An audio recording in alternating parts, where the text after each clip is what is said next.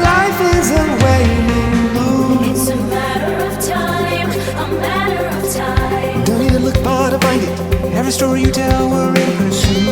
It's all in your mind, it's all in your mind. Look behind you. Hey, what was that? Boo. You can run, but are you fast enough? You can hide, but I will find you. Close your eyes if you don't doze off. Hold your breath so I don't fear you. The trail of tears that you will leave me will lead me straight to those that fear me. You can run if I don't hit you, but nightmare time is gonna get you.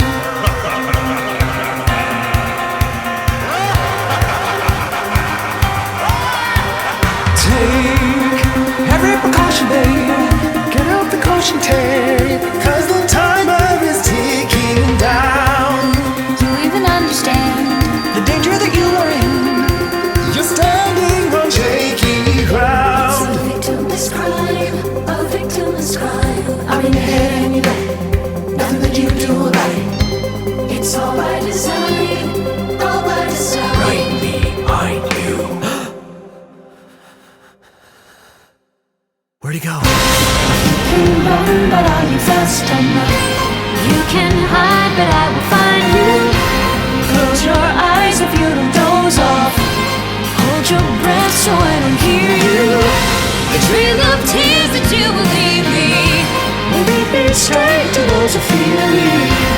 You can run if I don't catch you, but nightmare time is gonna get you. Just run away if you want, if you dare. The nightmare's gonna get you.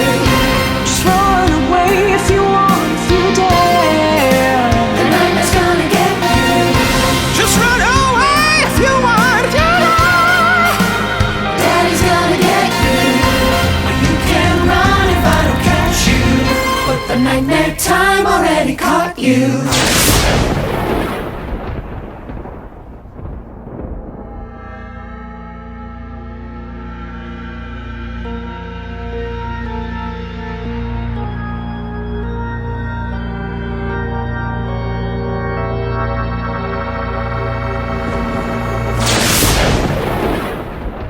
Ladies and gentlemen, welcome to the 75th Annual Honey Queen Pageant. Honey Queen, you fill my heart with sunny things. You got that rarest honey gene, never too proud or coy. Honey Queen, you are the one who sets the scene. You're everything and in between. You fill my heart with joy. But Queen, why'd you walk away from me without a care dispose of me like I was hatchet trash? You swine! You think you'd get away with this? Turn me down without a glimpse of hellish rabbit spite. That's right! Honey Queen, this pageant's about you certainly. Bounce around in my head like a busy bee. You fill my heart with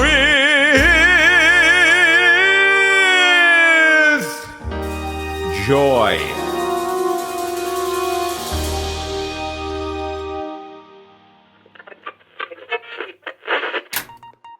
Summer's here, folks. The bees are busy in their hives, and yellow is very much in season. It's that time of year again. Time for the Hatchetfield Honey Festival. On a 70-inch 4K TV screen, Dan Reynolds, co-host of Morning Cup of News, flashes that winning smile. Work's already begun to transform downtown into the most anticipated street fair in the Midwest. That's right, Clivesdale.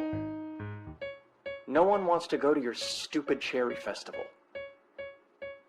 And of course, the whole town is a-buzzing, wondering which local lady will be crowned this year's Honey Queen, the Sweetest Woman in Hatchetfield. Next to the TV, 4 blonde boys stand staring at an electrical outlet, repeating, Do it! Do it! Do it! Yeah, do it! Do it! Just stick it in the socket. The 3 bigger boys crowd around their younger brother, River, who holds a metal fork in his hand. I'm scared. We all did it. Don't be a wimp. You have to do it, or you can't be our brother anymore. Really? Yeah, Mom and Dad'll get rid of you for being a chicken. They'll throw you off the Nantucket Bridge. Mommy wouldn't do that. You sure? Do it. Do it. Do it. Do it, do it, do it! River holds out the fork and closes his eyes. But before the utensil reaches the plug, the 6-year-old's mother swoops in. Linda Monroe rips the fork from River's hand and glares at the others. Oh, am I interrupting something? We were just playing. Really? This is a game to you? All right. She tosses the fork to her oldest son. Your turn, Trent. Do it.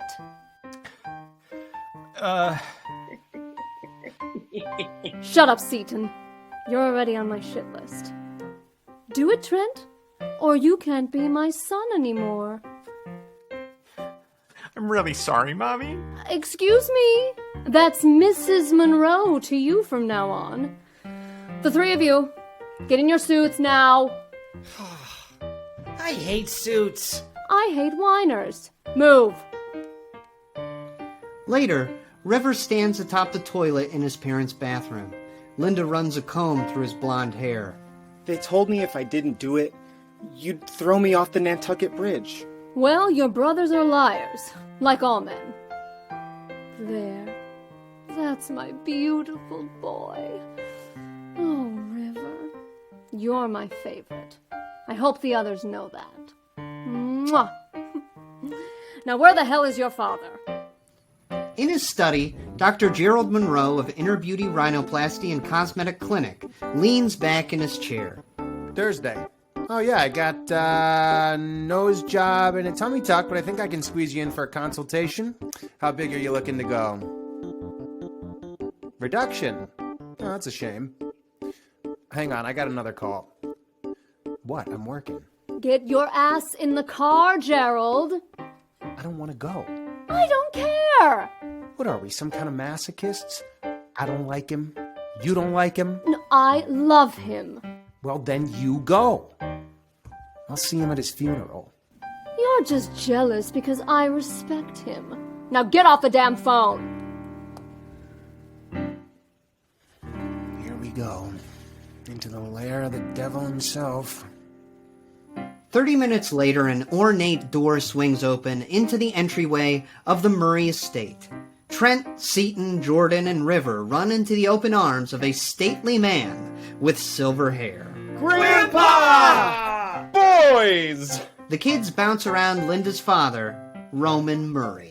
Do you have any money for us? Money, money, money! No. Of course! Roman removes a wad of hundreds from his pocket and starts doling them out as Linda and Gerald enter, shaking their heads. Don't give them $100 bills. Linda, it's just a bit of pocket change. Seaton, you don't get anything, and you know why. We caught him trying to buy a Playboy. Really? Mm-hmm. 200 for you, Seaton. Candles flicker in a lavish dining room. 2 courses into the meal, the Monroe boys have lost interest and are wrestling in the adjoining study. River is trapped in a headlock. Roman watches from the table, sipping a brandy. Come on, River, defend yourself! Don't be afraid to use your teeth! I'm worried about that boy. He has no command, no swagger. At his age, I was hunting nighthawks and getting girlfriends. We don't want him to end up a doughy lump like Gerald. He won't. I'll see to it. Between Linda and Roman, Gerald is growing increasingly perturbed. You know, Pops, I think you ought to thank Linda for all the work she's been doing on this dinner cruise for the Honey Festival. I think it's gonna elevate the whole event. Blow that goddamn cherry festival right out of the water, huh? Well, as president of the Hatchetfield Boating Society, I wanted to do something special. Paddle boats seem cheap. I had to tear a few new assholes, but I managed to book the SS Valiant, one of the largest luxury yachts on the Great Lakes. An elegant tour around the island with fine dining and live music. It is going to be fabulous. Oh, no one told you? The planning committee canceled the dinner cruise. What? We thought about it and figured, what the hell does a dumb boat ride have to do with honey? You didn't put down a deposit, did you? I can get it back. Then no harm, no foul. Besides, the cruise would have conflicted with the Honey Queen pageant. And that is priority number one. Ugh, the Honey Queen. Please. What self-respecting woman is so desperate for validation that she'll parade around like a stripper for the pathetic ingrates of this town? The Honey Queen is the soul of Hatchetfield. And you will show her respect, Piglet. Don't call me that. I hate it when you call me that. What? Piglet? It's your nickname! Ever since you were a little girl. You should have seen her, Gerald. Before her first nose job, she had the cutest little upturned snout. Well, maybe not so little. Ha-ha! It's said with love, Piggy. Linda slams the table, springing to her feet. I am a 36-year-old woman, not a fucking barnyard animal. The wrestling kids fall silent. Roman stares at his daughter, and a smirk creeps onto his face. Oink, oink, said the angry little piggy, and the farmer said to mock it with you.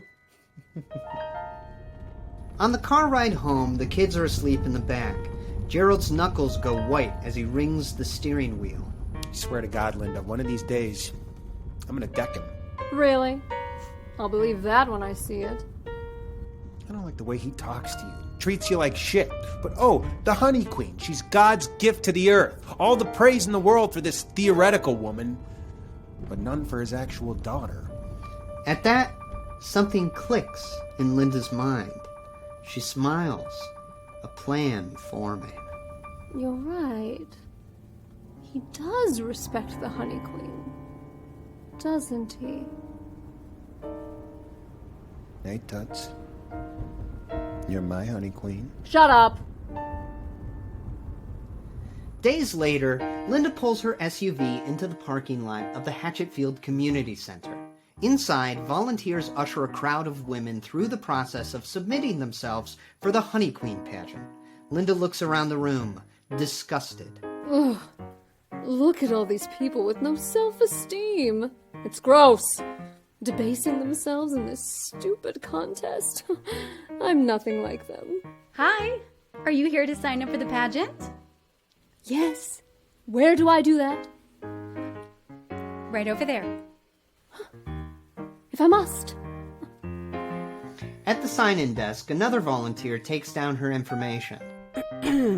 Okay. Linda Monroe. And what's your talent? My what? Your talent for the talent portion of the show.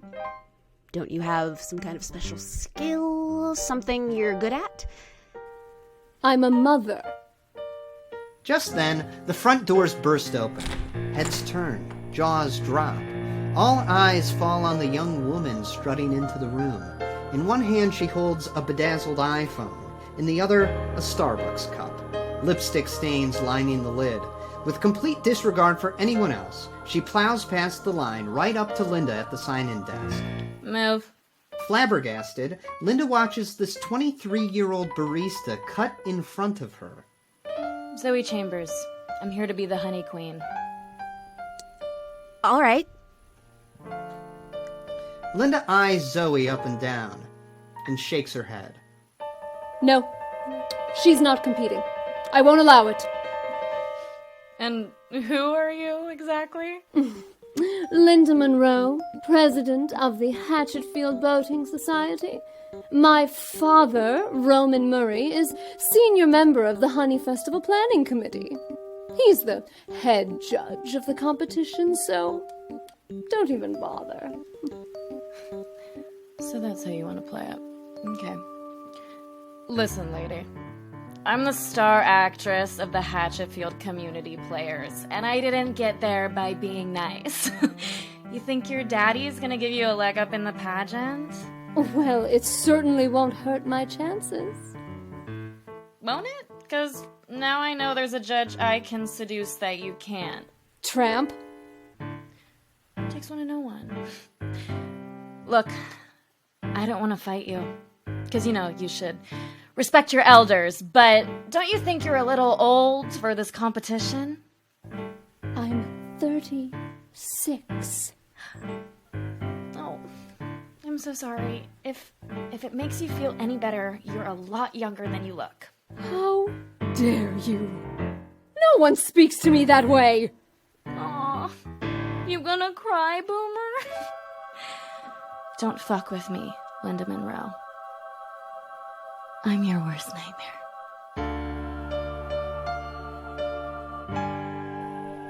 That night, Gerald finds Linda in the backyard, tossing a baton into the air and failing to catch it. He checks his Rolex. What are you doing out here? It's wine o'clock. Practicing. For what? The Honey Queen pageant. You serious? You have to have a talent, and this is mine. Twirling this goddamn stick. She throws the baton. It comes crashing down on her head. Shit! You okay? Here, let me see. There you'll live. No, I won't. I don't have a talent. I can't do anything. But it's all your fault. You ruined my life. How'd I do that, baby? You never encouraged me. Now I have no skills. I can't even twirl a stick. Gerald grabs his crotch, grinning seductively. I got a stick for you. Right here. Stop trying to cheer me up. All right. Gerald, tell me the truth.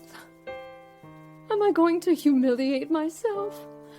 Am I going to lose to a 23-year-old barista? She called me a boomer, Gerald! I'm not a boomer! I am a super cool millennial. I know. It's not fair. I don't even think my dad's going to cheat for me. Hey, you don't need him to cheat for you. You're successful, you're hot as hell, and you're smart. You can cheat for yourself. Cheat for myself? You remember that skiing competition in college? Remember that uppity snow bunny broad? I'm so cute. I'm gonna win. You remember what you did to her skis? Prove I did anything. The cops sure couldn't. I knew right then. You were the woman I would spend the rest of my life with. You're right, Gerald. I can win Honey Queen. But I've got to do it my way. Destroy them all. God, I love you. Over the next week, Linda Monroe is in rare form. A mastermind, an artist at work. No deed too dirty, no blow too low. From the country club office, she phones a fellow contestant. Hi, is this Chloe Patterson? I'm with the Hatchetfield Boating Society. I'm calling to tell you you've won our annual giveaway. Yes, that's right. A private, all-expense-paid cruise aboard the SS Valiant, one of the largest luxury yachts on the Great Lakes. Oh, don't worry. You'll be back in plenty of time for the Honey Festival. She hangs up and turns to the man seated across the desk. Make sure the trip's longer than expected. A salty old sea captain chomps a corncob pipe and gives a knowing wink. Yar, there be rough waters ahead. The next day, Martha Wright, another top Honey Queen contender, pleads with her plastic surgeon. You don't understand. I need these collagen injections and I need them now. In his study, Gerald leans back in his chair. Well, Mrs. Wright, I can schedule you for the end of the month. That won't be any good. I'm Mr. Pageant. Can't you squeeze me in? Gerald looks at his completely empty calendar. Nah, sorry, I'm all booked. At an overpriced cafe, Linda runs into a few of her closest frenemies, Mary, Judith, and Heather, a.k.a. the biggest gossips in Hatchetfield. Linda, darling. Oh, hello, ladies. I couldn't help but overhear you all discussing the Honey Queen pageant. Well, Judith was just saying that she thinks Liz Cunningham should win. She really is such a dear, and when the judges hear all about her charity work... Liz Cunningham. Interesting. You don't think that would cause a bit of a scandal? What do you mean? Well, the Honey Queen is supposed to be the soul of Hatchetfield, and Liz is from Clydesdale. Is she now? In a matter of hours, Liz's secret is all over town. She's in the supermarket when an email arrives, strongly encouraging her to drop out of the pageant and go back where she came from. Her husband comforts her as she sobs on the floor. How'd they find out? They're approached by a store clerk. Excuse me, ma'am. I'm gonna have to ask you to leave. We don't want your business here. But I moved here 10 years ago. Once a chemist, always a chemist. Now take your money and get out.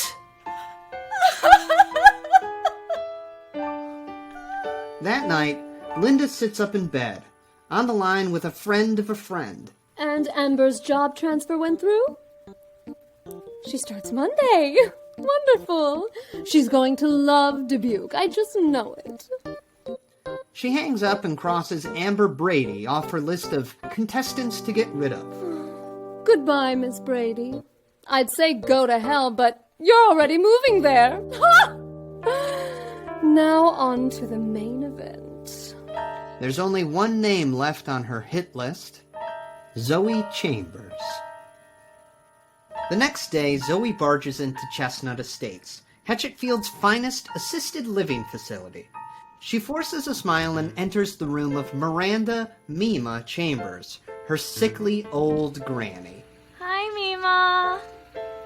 Zoey. Hello, dear. I heard you were a little under the weather. How are you feeling? Oh, much better. That's great.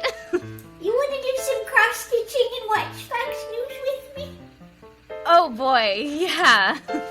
Later, Zoey half-heartedly fiddles with her needle and thread as Mima asks, Still going to church like a good girl?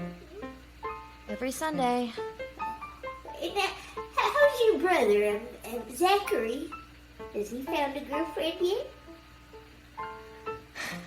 I don't know if that's what he's looking for, if you know what I mean. I'm afraid I don't know. Everyone else knows. I don't know why he's keeping it from you. You're so open-minded.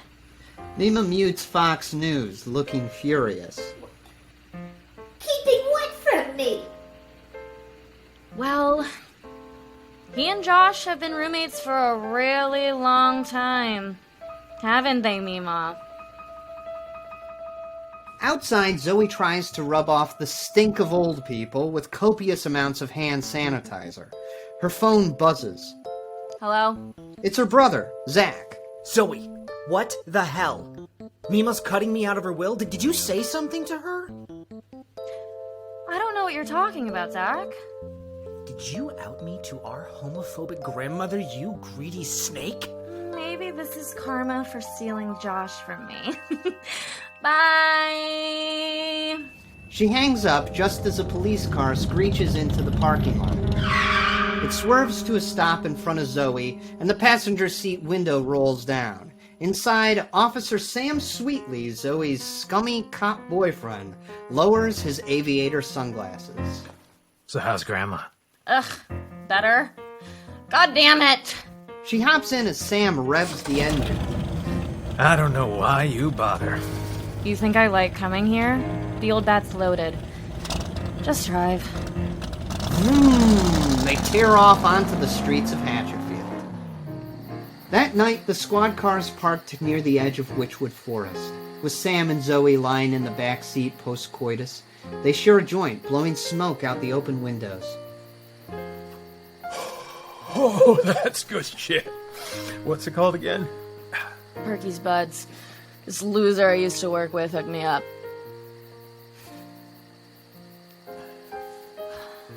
You know, every woman who's ever won this pageant got out of Hatchetfield and never looked back. On to bigger and better things. That's gonna be me. You're gonna light up Broadway, Zoey. Honey Queen. That's my ticket out of this one-horse, podunk piece of shit motherfucking town.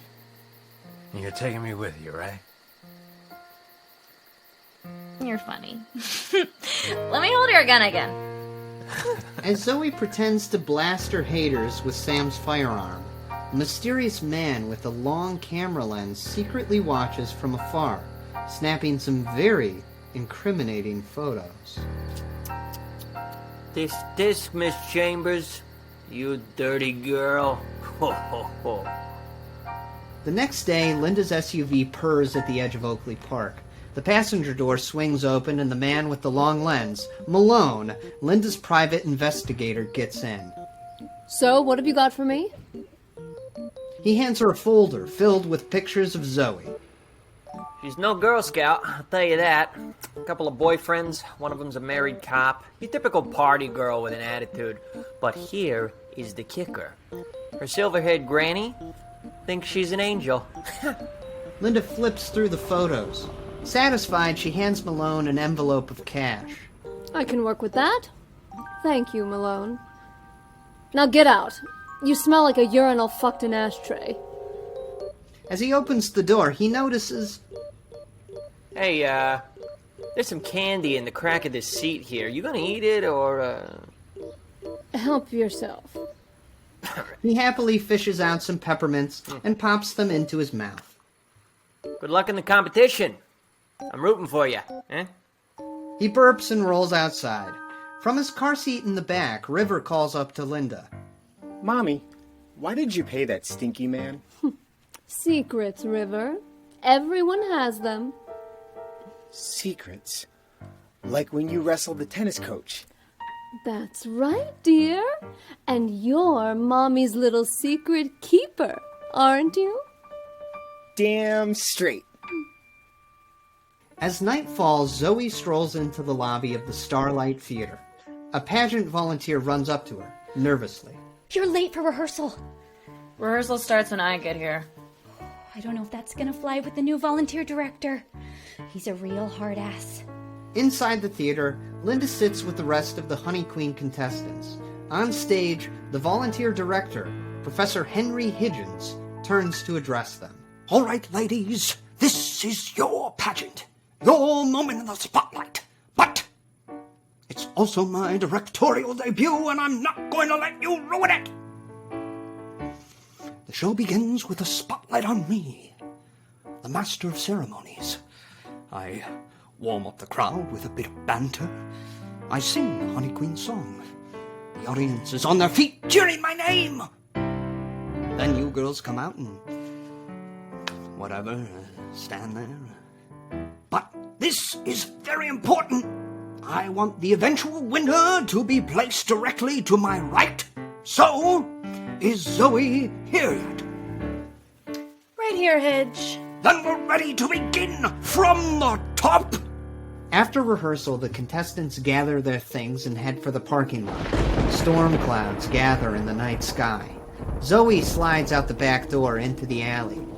Linda runs to catch up. Oh, Zoey. What? I just wanted to say that you really impressed me in rehearsal today. Yeah, and? I didn't realize you had such a lovely voice. You're quite a talent, and you fight for what you want. I respect that. Thanks. For a mom, you're in pretty good shape. I respect that. Then, here we are, standing in mutual respect of each other. I have to admit, you may very well deserve to win.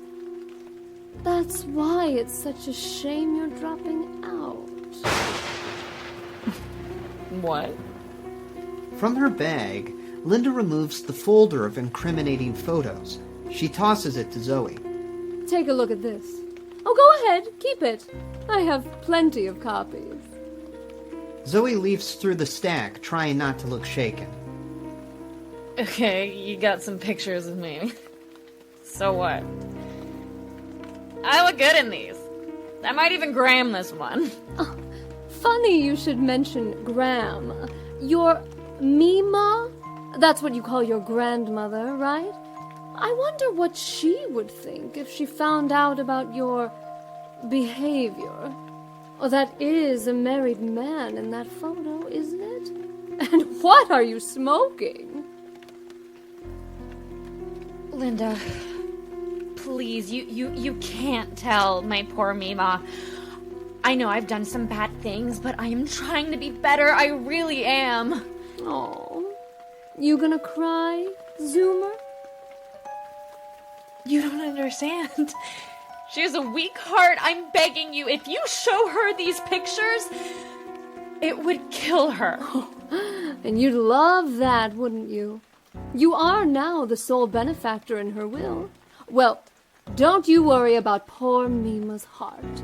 Some of my friends at the Historical Society have set up a special fund. She is a town treasure, after all. The first woman to swim the Nantucket Channel.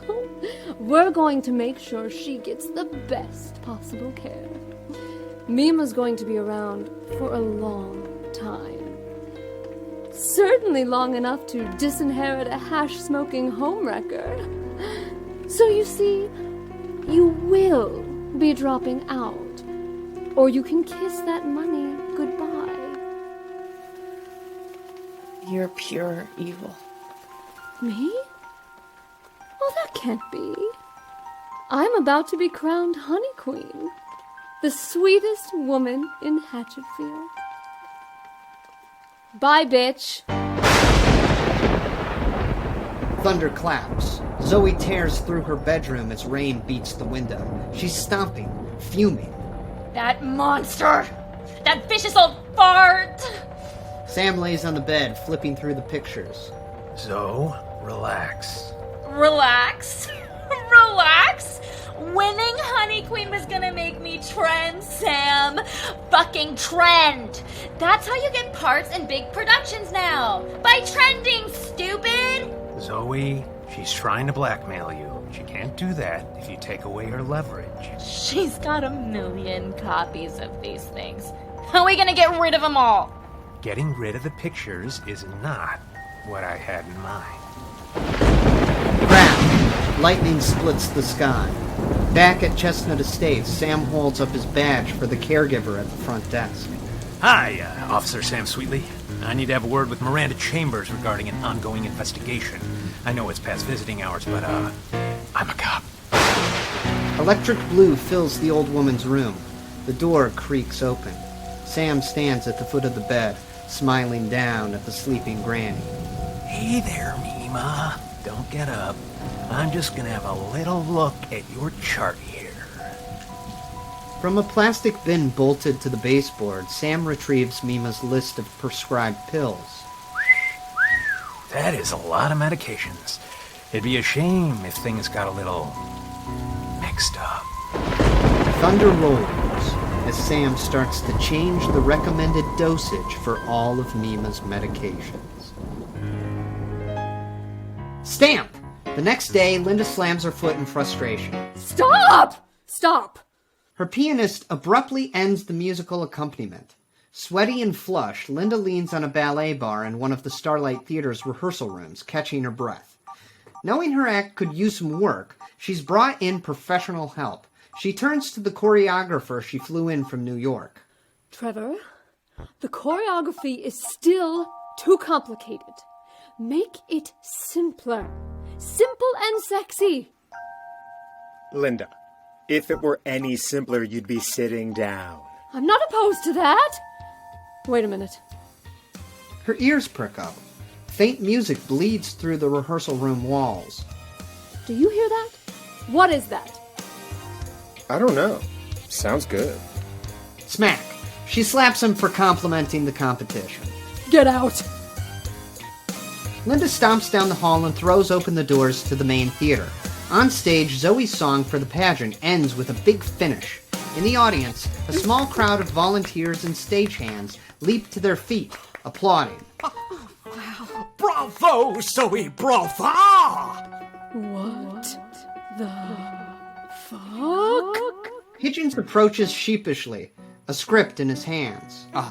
Zoe, I was wondering if I could talk to you about a little project of my own, a musical that I'm currently trying to secure the funds for. It's mainly a male cast, but there is a juicy supporting role that you might be right for. Zoe glances down at the manuscript. Working boys? I don't do bit parts. Change it to working girls and we'll talk. Linda steps onto the stage as Higgins scurries away. What was that little performance for? I know it wasn't for the pageant next week. Actually, Linda, it is. Did you like it? No, but I hope you did, because it's going to cost you. Linda, could you keep your toxic energy to yourself today? I'm grieving. My Mima, she passed away last night. No. She went peacefully in her sleep, thank God. It's so sad. I'll just have to console myself with my inheritance money, all $10,000 of it. Fuck yeah! 10,000? God, you're cheap. Cheap? No, I think not. You're talking to a girl who only needs 2 roommates now. I'm gonna live it up. I'm gonna buy myself a Switch, bitch. Now, if you'll excuse me, we're gonna run the song again. Ugh! Enraged, Linda turns on her heels and makes for the exit. And Linda, thanks for the pics. They really are blowing up on Insta. That's it. Now the gloves come off. Days later, an SUV pulls up to a homeless man sitting on the sidewalk. The car's window rolls down, and Linda glares at him. Hey, you. You want some money? Spare change for the homeless? You're going to work for a change. Don't get in. Just follow the car. The SUV peels off, and the homeless man hurries after.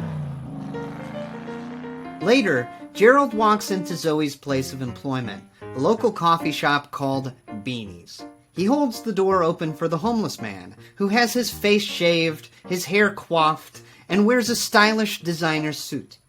Gerald rushes to the front counter. Behind it is Zoe, swiping away at her phone. Excuse me, miss? We need a table. Then sit at one. I'm busy. Oh, no, you don't get it. We're wondering if we could rope off that table in the corner. Mr. Broadley likes his privacy. Gerald motions to the homeless man in his fancy disguise. He doesn't want people coming up to him giving him unsolicited headshots and resumes. Why would they do that? Oh, well, he's a casting director. One of the biggest in New York City. A casting director? In Hatchetfield? Just for the Honey Festival. He's got a mansion out in Starry Cove, but he likes to come to quaint little coffee shops when he's casting. We're going through the audition tapes, but we can't seem to find the right girl for the lead of this new Broadway show. They send us all these sopranos, but what we really need is a belter. Someone who can belt for hours on end. If only the right girl would just appear, we'd snatch her up and take her away from all this. We're going to be here a while, so could we get some coffee? Sure. She dumps the pot she's been serving from. Not this. I spat in this. As she starts to brew a new pot, Gerald flashes her a smile. Thanks. You've been really helpful. You're a pleasure to work with. And you've got a great look. Huh. Gerald notices a nearby tip jar. He reads the small sign beside it. Tip for a song. That's funny. Here you go. Gerald drops $1 in the jar. Then, grinning wickedly, he takes a seat next to the homeless man. Zoey watches him with stars in her eyes. She's been waiting for a moment like this her entire life. A chance to impress a real live casting director. She takes a deep breath. All right, Zoey. You can do this. I'm not throwing away my shot. Moments later, music blares over the cafe's sound system. Gerald and the homeless man look up to see Zoey leap over the counter and start to sing.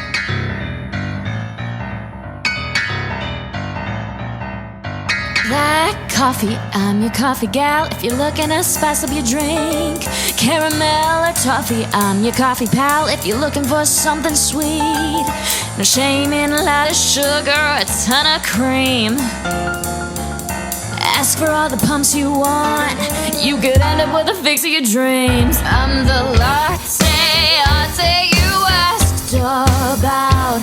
I can fix you up with the stuff.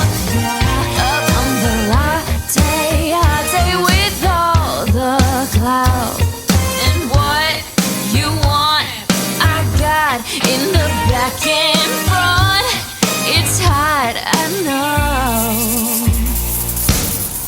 Outside Beanie's, dressed in an inconspicuous coat and sunglasses, is Linda. She holds up a wad of cash and waits for passers-by to enter the coffee shop. As a man in a suit heads for the entranceway, Linda offers him a 20. Here. Buy a coffee, tip the girl, keep 5 for yourself. Got it? Paul Matthews shrugs and takes the money. Sure. Black coffee, get it while it's hot or cold. If you wanna know me, boy, you better be bold. Hey! Give me a name to scribble down onto your cup. Your order best be for one. I've been known to break the two of you up. I'm the latte you asked about. I can fix you up with the stuff. Yeah, I'm the latte with all the clout. And what you want, I got in the back and front. It's hot in Beanie's coffee shop. So hot, your barista crush. Your barista crush. I don't know who this Emma bitch is. Get it right. At closing time, Zoey sees the last of the customers out the door. Thanks for coming in. She turns to Gerald and the homeless man, who are rising from their table, her eyes filled with hope and desperation. So, did I get the part? Mr. Broadley was very impressed. Weren't you, Mr. Broadley? Oh yeah, latte. Very nice. Gerald grabs the homeless man and drags him toward the exit. You may be getting a call from us very soon. Okay. Do you need my number? Oh, no. We're casting directors. We'll find it. Gerald pulls the homeless man outside and the door slams behind them. Yes. Across the street, Linda watches Zoey celebrate through a pair of binoculars. Zoey. The pageant's tomorrow night. Shouldn't you be taking care of your voice? The next morning, Zoey emerges from her bedroom. She rubs sleep from her eyes and plods toward the apartment's singular bathroom. The toilet flushes and her roommate, Haley, walks out holding her stomach. Morning, Zoe. Sorry it stinks in there. I can't stop dumping ass. Good luck at that pageant tonight. Zoey responds with a croaking, Thanks. Her eyes go wide. Her hands go to her throat. Her ultimate trump card, her voice, is gone. Oh, shit. That night, thousands of citizens fill Main Street for the town's most anticipated event of the year. Live music and sweet smells fill the air. Strands of twinkling lights shine down on 100 local vendors. The Hatchetfield Honey Festival is in full swing. At the corner of Main and 3rd, a crowd streams into the historic Starlight Theater for the night's main event, the Honey Queen pageant. Inside, people file into their seats noisily. Near the front of the house, Gerald sits with his 4 boys. The eldest, Trent, obnoxiously kicks the seat in front of him. The man sitting there turns around, glaring. Stop that! He notices the boy's father flipping through the program. Are you going to do something about this? He's kicking your seat. You do something. Unbelievable!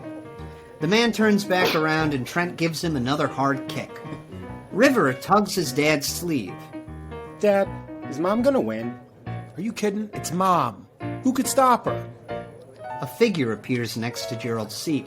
He looks up to find Roman Murray scowling down at him. Gerald, a word, if you will. Yes, Roman? Our list of contestants has dwindled significantly. Some deserving women have dropped out, moved from town. One is on a yacht in the middle of the goddamn Caribbean. I don't know what you and my daughter are up to, but I will not see the dignity of this pageant tarnished by anyone. I will be fair in my judgment tonight. Linda will get no special treatment from me. Now, when is she ever? Insolence. She'd better not embarrass herself. Or me. If watching your daughter give something her all embarrasses you, then you should be fucking embarrassed. Enjoy the show. Gerald, you are brutish and vulgar. Yeah, up yours, old man.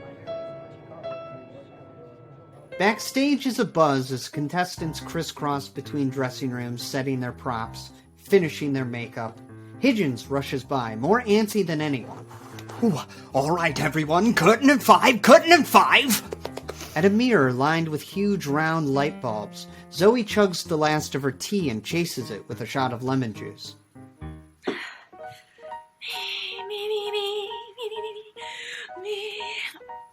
She throws her mug across the change room. Shit! This teenager do shit! In the doorway, Linda appears, dressed to kill. Make some good tips last night? Oh yeah, I did. And did you impress Mr. Broadley? How do you know about that? Because I sent him, genius. His assistant you talked to? That was my husband. Really? Do you know if I got the part? He's not a casting director, you idiot! I played you. I bought your precious little voice for $560. See? Told you were cheap. Linda turns and struts out. Zoe's left alone. Her rage boils over. Back in the theater, the house lights dim. The curtain rises and a spotlight falls on Henry Higgins. Welcome, everyone, to the 75th Annual Honey Queen Pageant. Yes, thank you. And now, without further ado, let's get to know our contestants with a bit of Q&A. First up, a teacher from Hatchetfield Elementary, it's Miss Kayla Brown. Higgins makes his way across the stage to the end of the lineup, where an obnoxious teenage stagehand gives him a note card. On it is a randomly chosen question for Miss Brown to answer. Zoe watches, getting an idea. While the crowd's focused on Higgins questioning Kayla, Zoe slips backstage and approaches the teen volunteer. Hey, Geek. You give out the questions, right? Give me an easy one, will ya? Oh, no. I'm not gonna let you use your feminine wiles to tempt me into compromising the integrity of this competition. You don't get it, dude. I'm gonna kick your fucking ass if you don't give me an easy question. Okay, don't hurt me. Higgins makes his way down the line of contestants. As they finish answering their questions, they exit the stage. Soon, Higgins comes to Zoey. Next up, you may recognize her from last year's production of Grease, Hatchetfield's favorite star on the rise. It's Zoey Chambers. The crowd hoots and hollers. Zoey smiles coyly and waves. Thanks, everybody. Sorry, I'm a little under the weather. Go easy on me. Linda rolls her eyes. Oh, please. Zoe's plant in the audience, Sam, shouts out, We think you sound sexy! Thanks. That's really sweet. Now, Zoey, are you ready for your randomly chosen question? I hope so. The obnoxious teen hands Zoe's question to Higgins. Remember, there is no wrong answer. We just want to get to know the real you. All right, Zoey. If you could go anywhere in the world, where would you go? Easy. I wouldn't go anywhere. Because there's nowhere I'd rather be than right here with all of you. In Hatchetfield. You know where I certainly wouldn't go? Clivesdale. Because fuck them. The people of Hatchetfield are easy to please, and Zoe's done. They leap to their feet, cheering. In the crowd, Paul nods. Yes. Yes. Fuck 'em. Fuck 'em straight to hell. Assholes. The audience starts chanting. Zoey! Zoey! Zoey! Zoey! The guy seated in front of Gerald screams. Just count it! Count it now! Go Nighthawks! The crowd goes wild, and Zoey struts off stage. As she passes Linda, she leans in and whispers. Top that. As soon as she's in the wings, Zoey grabs the obnoxious teen. He cowers. I'm not done with you yet, Dorcas. Oh, please, don't make me cheat again. I already feel dirty.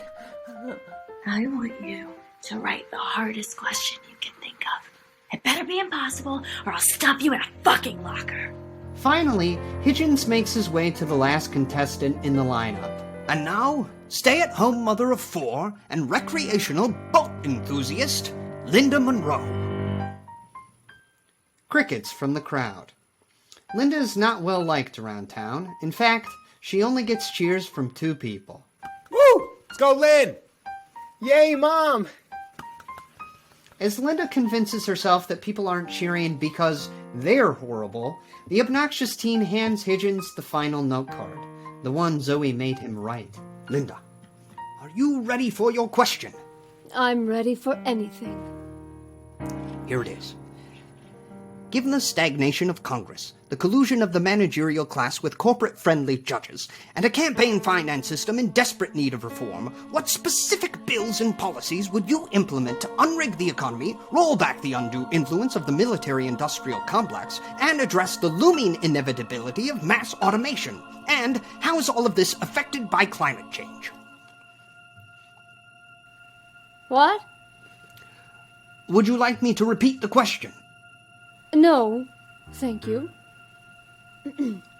Linda swallows the lump forming in her throat. Her stomach drops and her hands go clammy. She didn't understand a word Higgins said. Her eyes dart around the theater, looking for anything that might be able to help her. The spotlight burns. The crowd stares. Linda spots Gerald in the audience, but he's just as clueless as she is. At the judges' table, Linda spots her father. A look of utter shame washes over him. It's then that Linda remembers why she's here, and why she's not going to let anything stop her. She grabs Higgins, pulls him close, and whispers into his ear, Help me through this and I'll fund your fucking musical. Deal. All right. Wow, what a mouthful this one is, but it's really not as complicated as it seems. Basically, all it's asking is, what would you do to make society a little more fair? Lots of popular ideas floating around, like have the rich pay their fair share of taxes. Not on your life, socialist. Let's narrow our focus to just Hatchetfield. What's one thing that could be done to make our town a little better? I know I, for one, can't stand those potholes on Main Street. There are no wrong answers. Just one simple thing you'd like to see fixed. Linda searches herself. She digs down deep. And there it is. The perfect answer. The only answer. Okay. I hate homeless people. I think the town would be better if we got rid of them. The crowd is silent, slack-jawed. Gerald sinks in his chair. Higgins thinks quick. The budget for a show on the line. Oh, I see what you mean. You hate that there are people suffering from homelessness. We should strengthen the social safety net so that none of our fellow citizens should ever experience such extreme poverty. Sure, just get them off the park benches. It's disgusting. Higgins figures it's best to end this as soon as possible, and he ushers her off stage. Thank you, Mrs. Monroe. Let's hear it for her, folks. A very charitable woman. And now that you've gotten to know our contestants, let's see what they can do in the talent portion of tonight's show. Miss Brown, take it away. As Kayla Brown rolls on a tray of wine glasses and starts rubbing the rims to kinda make music, Higgins stops Linda backstage.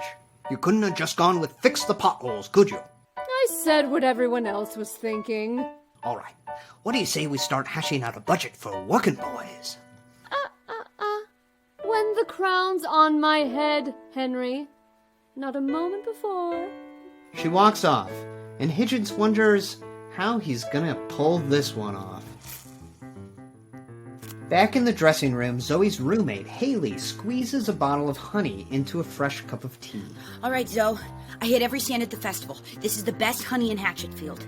If this tea doesn't work, nothing will. She hands the cup to Zoe and scurries around to zip the back of her dress. Better work, Haley. One of the roommates has gotta go, and you've been dumping ass a lot lately. I'm so sorry. I don't know what's wrong with me. Back on stage, a woman finishes her juggling routine, picking up all the bowling pins she dropped along the way, and Higgins returns to usher her off. All right, let's hear it again for Ashley Robbins. Waiting in the wings, Zoe holds the hot tea and closes her eyes. Okay, here we go. She gulps it down. And now, let's welcome back to the stage Miss Zoey Chambers and her enchanting voice. Moment of truth. Zoe takes center stage. She crosses her fingers and wishes with all her heart. Please let my voice come back. Please make me Honey Queen. She's never wanted anything so badly. She opens her mouth to sing and croaks out a pathetic, raspy whimper. Her face turns bright red. Tears well up in her eyes. The song's ruined. Her life is ruined. Sensing the moment of weakness, Gerald points and laughs. Wow. Elsewhere in the audience, Sam yells. Stop laughing. Gerald's 4 boys join in. I said stop laughing! Soon the whole audience follows Gerald's lead. Higgins spots the opportunity to take out Linda's main competition and one-ups the laughter. Boo! Boo! Boo! Boo! Zoe bursts into tears. Sam gets up to run backstage as she makes for the wings, sobbing. She passes Linda, who smiles and claps. Encore! Encore! Backstage, Zoe runs into Higgins, her makeup running down her cheeks. You betrayed me, Hitch. I betrayed you, Zoe. Working girls? I don't think so. Higgins steps through the curtains with a flourish. Soon, Sam's found Zoe, and he's patting her back. Zoe, look. It wasn't that bad. I mean, you're hot. Who fucking cares if you can sing? When the audience is finally settled, Higgins steps forward. And now, Linda Monroe. Linda takes the stage, bowing her head, bathed in backlight. I mean, you really think she's gonna do any better? The music kicks in. The spotlight hits, Linda's head pops up, and she sings. Welcome to me, you worker bee. I'll show you around the Linda Monroe colony, where you're working to satisfy my every need. Only way to guarantee the longevity of the species. You want it? You got it. That's the leadership I provide it. Keep yourself from getting too excited, cause once I'm through with you, you're uninvited. You thirsty? No mercy, I'm the deserving, unforgiving, I'm the succeeding, unrelenting, I'm the upper-class bee you've been looking for. Too much buzz around to ignore. I'm the queen biatch, queen of all the chaos, queen of all you love and adore. Top monarch, OG oligarch, ruler of the earth and its core, yeah. Vote for me, my babies. The time has come for you to show your loyalty. I brought you in this bourgeoisie society, but I can take you out just as easily. I sold it, you bought it. Y'all built this throne for me to flaunt it. Now bring me the honey I've been looking for, or I'll use it to wipe the 2K per day is what I lay. Talking about the haters I lay on Dexter way. You have 6 to 8, that's weeks to make before you're underneath my boot, meeting your fate. K, shoot your shot. The tables have turned, have they not? You thought it was my audition. Now I'm the one and only kingpin. I'm the... You thirsty? No mercy. I'm the deserving, unforgiving. I'm the succeeding, unrelenting. I'm the upper-class bee you've been looking for. Too much buzz around to ignore. I'm the queen biatch, queen of all the chaos, queen of all you love and adore. Top monarch, OG oligarch, ruler of the earth and its core. Queen biatch, queen of all the chaos, queen of all you love and adore. Top monarch, OG oligarch, ruler of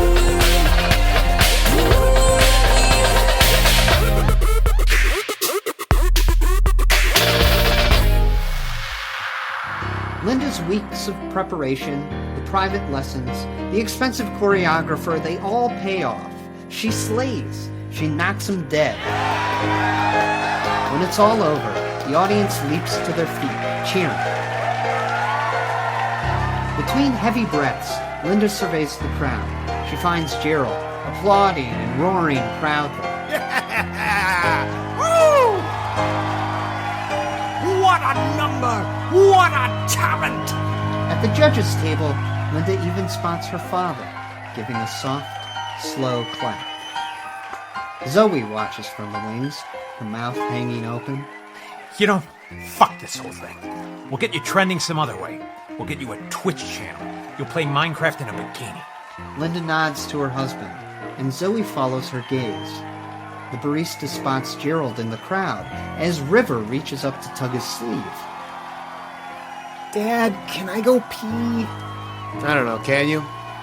As River squeezes through the standing ovation and down the center aisle toward the lobby, Zoey gets an idea.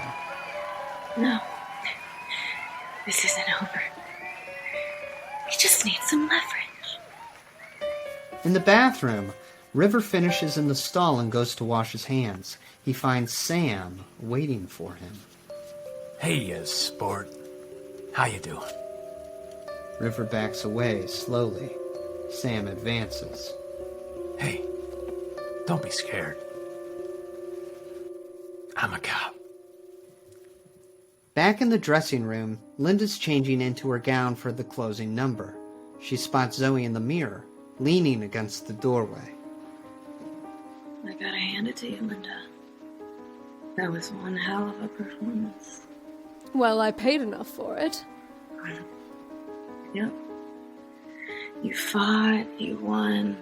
The crown is rightfully yours. That's why it's such a shame you're dropping out. Am I having deja vu? You can't threaten me, copycat. I've got your kid. What? My boyfriend just grabbed him from the bathroom. Where is he? What have you done with him? He's safe, and he'll stay that way if you drop out right now. So, Linda, what do you want more? Honey Queen or your kid back? Which kid? Hang on. She takes out her bedazzled phone and texts Sam. They wait for a text back. Bing. Damn it. How do I know it's not Trent pretending to be River? Huh? That'd be just like him. Let me see a picture. Zoe gets Sam to text one. She holds it out for Linda to inspect. She sees River trapped in the back of a squad car. The neon lights of the Starlight's marquee shine through the window. They're in the parking lot. Linda tries to distract Zoe as she inches her hand across the makeup counter. You're crossing a line, Zoe.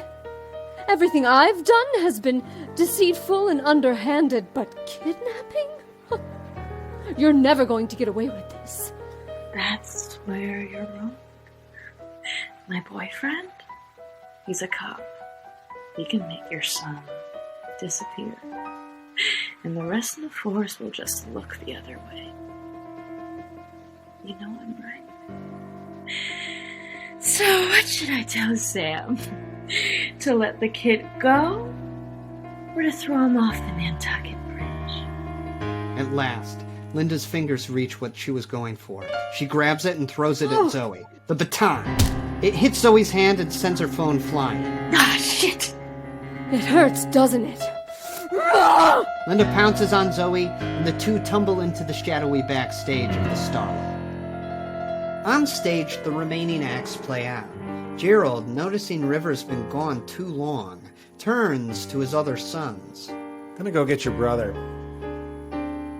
Gerald steps into the bathroom, glancing under the stall doors, in search of River's shoes. River? You piss all over yourself again? But there's nobody in the bathroom at all. Huh. Who the hell is that kid? His phone buzzes. He checks the caller and answers. Linda? On the other end, Linda ducks behind a curtain. Gerald, for God's sake, shut up and listen to me. River's been kidnapped. Zoe's crazy cop boyfriend has him in the back of a squad car in the parking lot. Go get him! I got it. I'll kick his ass. You kick hers. I love you. Outside, the marquee lights illuminate the parking lot. Gerald weaves through the parked cars looking for Sam. Squad car. Ah, shit! Backstage, Linda crawls behind a stack of flats as Zoe limps around looking for her. Linda's phone buzzes. Do you have him? No, can't find the fucking car. Like you can never find your glasses? Look harder! I'm telling you, Linda, there's no squad car out here. Realizing the car must be unmarked, Linda tries to think of something. Then a small glimmer catches her eye. Under a nearby workbench, she spots Zoe's bedazzled iPhone. All right. The car's about to honk. Then he's going to get out. When he does, get him! Linda hangs up and rolls for the phone. Inside the unmarked squad car, Sam sits in the front seat awaiting instructions. Then, bing! He gets a text from Zoe's number that reads, "Honk the horn." Sam thinks. He texts back, "Why?" Before long, he gets a response. "'Cause I said so." He shakes his head and turns to look at River through the partition. Women, right? He shrugs and lays on the horn for a good 5 seconds. Outside, Gerald spots the car.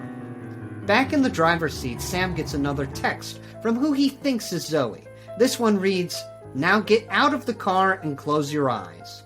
Sam considers it, smiles, and replies, "Will I get a big surprise if I do?" Backstage, Linda rolls her eyes. Ugh, pervert.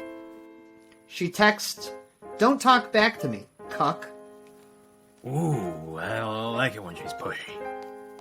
He complies and gets out of the car. He's standing there with his eyes closed when a big, beefy guy plows into his side. Gerald tackles Sam, slamming him onto the pavement. He flips Sam over, crawls on top of him, and starts punching. Left, right, wham, wham! Sam kicks. Gerald flies into the side of the unmarked squad car. Whack! Sam spits a mouthful of blood. You're gonna be sorry you did that. Oh, yeah? You're a tough guy. No. I'm a cop. From under his coat, Sam whips out a gun. The squad car's bulletproof windows keep River safe inside, but Gerald is hit. He grabs his shoulder and scurries off. Sam scrambles after him. Backstage, Linda's beneath a workbench. When it flips over, tools and paintbrushes scatter across the floor. Zoey stands there with a fire extinguisher raised above her head. She brings it crashing down. Linda dives from its path. Zoey's phone, however, is lying right there. Smash! Zoey lifts the fire extinguisher, realizing what she's done. She looks down at the shattered remains of her most prized possession. Her veins bulge. Her blood bubbles, thinking of all the things she never got to back up on there. My pictures! She whips around to find Linda ascending a ladder to the catwalk above. Zoey follows. In the parking lot, Sam shuffles through a line of cars, looking for Gerald, his gun at the ready. Where are you? You think you can hit a cop and walk out of here alive? On the ground, Sam notices a trail of blood. Gerald's blood. He follows it, taunting his wounded prey. And it's not just gonna be you. I'm gonna kill River, then your other brats. Then I'm gonna put a bullet in your wife's skull. Sam comes to a turn in the trail of blood, where Gerald seems to have ducked between two cars for cover. But I'm gonna start with you. He rounds the corner, gun first, but to his surprise, there's no one there. Instead, Gerald's blood-soaked dress shirt lays on the ground. Huh? Trail of blood leads here. Bloody shirt, but no guy. Well, this is a head-scratcher. Man, am I just a shitty cop? The lights on Gerald and Linda's SUV ignite and the engine roars. Vroom! Gerald slams down the gas pedal and the vehicle charges forward, heading straight for Sam. He fires his gun. The SUV's windshield shatters. The car plows into Sam and crashes into the side of a beige sedan. Crunch! Sam is crushed. Gerald's face smacks the steering wheel. His blood splatters. Above the stage, Zoey pulls herself onto the catwalk. She limps across the raised platform as the final contestants perform their talents below. But where is Linda? Just as the thought enters Zoey's mind, Linda drops down from the lighting rig above. She lands on Zoey's back, wrapping a length of rope around her neck. Zoey flings herself forward, flipping Linda over her and the catwalk's handrails. Linda hangs, holding on for dear life. Zoey smiles down at her and inches her foot toward Linda's hand. Stop! She jams her heel down, breaking 3 of Linda's fingers. Linda pulls her hand from under Zoey's foot. Now she's dangling by one arm. Far below is the stage floor and certain death. Zoey places her shoe just above Linda's hand. Hey, Linda. I want you to die knowing I'm gonna be the Honey Queen. I'm getting out of this shitty town, and I'm going straight to Broadway. Yes, Zoey. You're a star on the rise.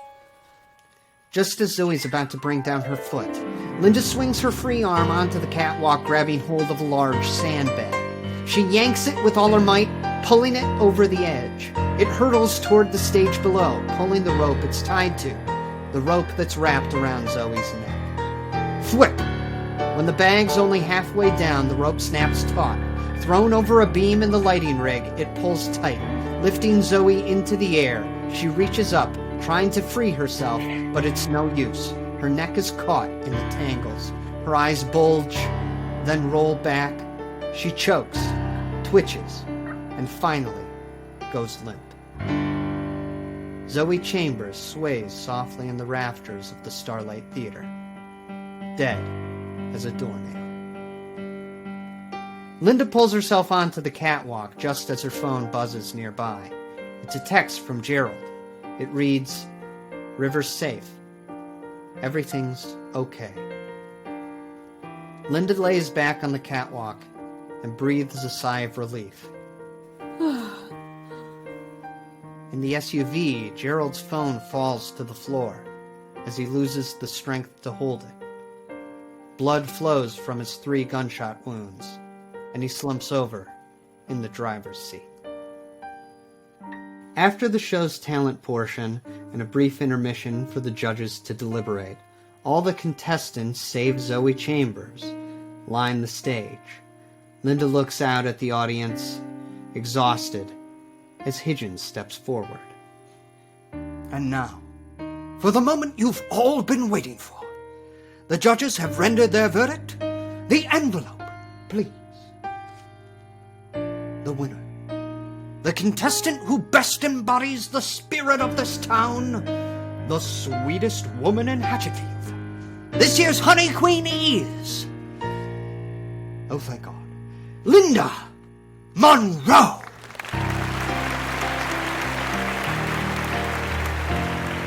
After the show, Linda stands backstage in the empty theater, her phone to her ear. Out in the car, Gerald's phone rings and rings and goes to voicemail. You've reached Dr. Gerald Monroe of Inner Beauty Cosmetic Clinic. I'm not available right now, but if you leave your name and number, I'll get back to you as soon as I can. Gerald, I did it. They all tried to stop me, but I did it. We did it. I want to thank you, Gerald, for believing in me. I know I'm not the easiest person to live with. I can be cold and cruel. And I don't remember the last time I said it, but I love you, Gerald. I just wanted to tell you that. There's also a body hanging from the fucking rafters in here, and I need you to help me get rid of it, so where the hell are you? Linda. Linda quickly hangs up and spins around to find her father. Roman shifts uncomfortably. It's hard for me to admit when I'm wrong, but I was wrong. I didn't think you had what it takes to win this competition, but I'm proud of you, Honey Queen. A tear rolls down Linda's cheeks. For 36 years she's tried to earn his respect, and now, at long last, she has it.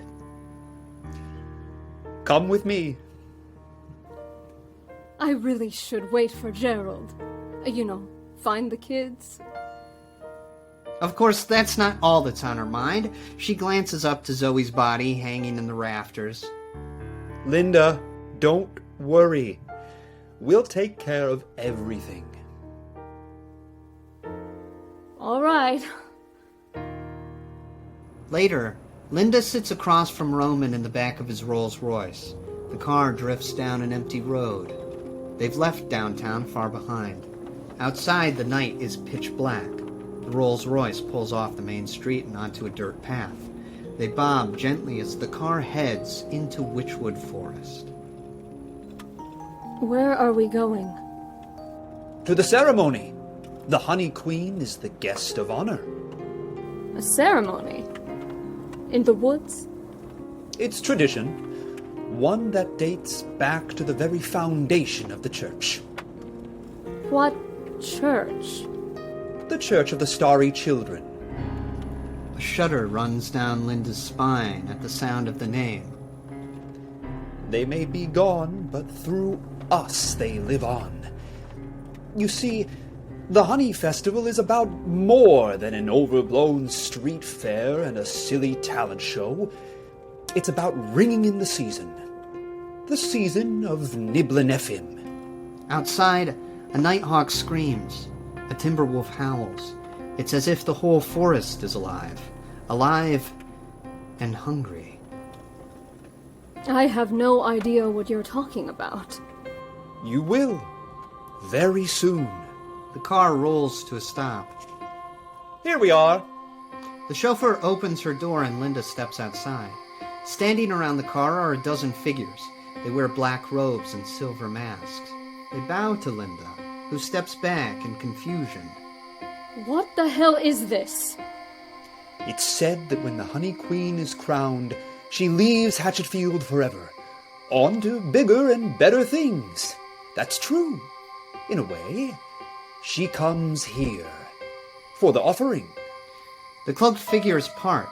Beyond them is a clearing lit by a ring of torches. Linda nearly gags. Illuminated by the firelight is a mound of mutilated pig carcasses. Their eyes are blank, mouths agape.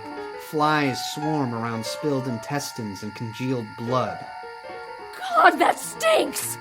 What the hell do you think is out here, and why would you offer it a bunch of dead pigs? Oh, no. That's not the offering. You are. Linda looks into her father's eyes. There is madness and joy. Nibley is unique amongst his brothers.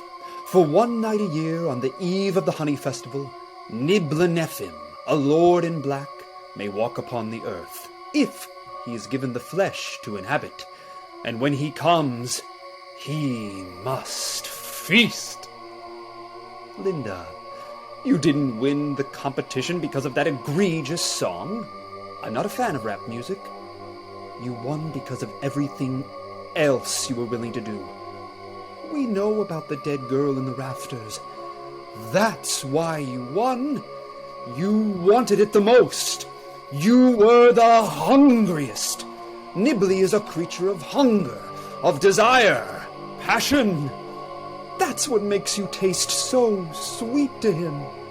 The sweetest woman in Hatchetfield. The cloaked figures grab hold of Linda.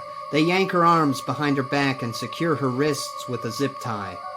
What do you think you're doing? Get your hands off me! Linda, don't embarrass me. You wanted to be the Honey Queen, and that comes with certain obligations. The masked cultists drag Linda towards the pile of gore. Gerald! Gerald, help me! Gerald can't help you now. He's dead. But don't worry about the boys. In exchange for our offering, Nibley will gift us wealth and power. We will raise your sons to be strong, charismatic men. Just like me. No! Farewell, Honey Queen. Blessed she be. Thank you for this bountiful harvest. And the farmer said to mock it with you. The cloaked maniacs throw Linda to the ground before the mound of corpses. They chant words in a lost language from beyond time and space. Linda watches in horror as the dead pigs writhe with terrible undulations. Some internal heat makes the pigs' eyes burst in their sockets. Their skin bubbles. Their bodies collapse. Then the flesh molds into a new shape. A creature. A furry pink nightmare. Hundreds of pig teeth coalesce at the end of its worm-like neck to form a grotesque smile. The mouth tears open, and the Lord in Black roars into the world. Oh my god! Oh my god! Niblinefim licks his huge lips and smiles down at his offering. Hello, Linda. Nibley grabs hold of her and lifts the screaming woman to his hungry, drooling mouth.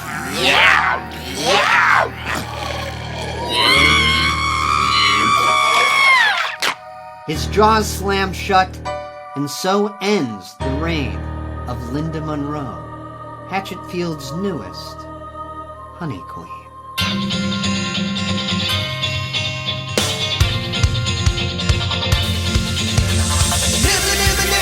is the hungriest god. You could call him a pig, you could call him a slob. He's got the nose to hunt, but he's cuddling up on you.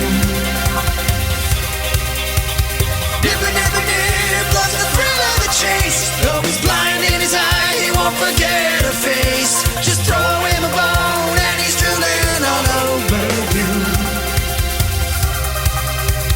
Unlike the others, he'll devour you. Baby, it's a sacrifice. Take my own advice. You better pay the price. He asked for Lily, you're so silly with your piggy teeth. You know he got straight to move his piggy feet in the black and white.